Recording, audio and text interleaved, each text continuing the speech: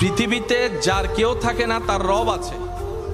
সেজন্য আমি প্রায় সময় বলি, শ্রদ্ধা এবং ভালোবাসা নিয়ে জীবন চলার পথে কখনো যদি দেখেন আপনার আপনদেরকে আপনি পাশে পাচ্ছেন না, আপনরাই হাত ছেড়ে দিয়েছে, চেনা মানুষে চুপ উল্টিয়ে নিয়েছে, মন ছোট করার দরকার নেই।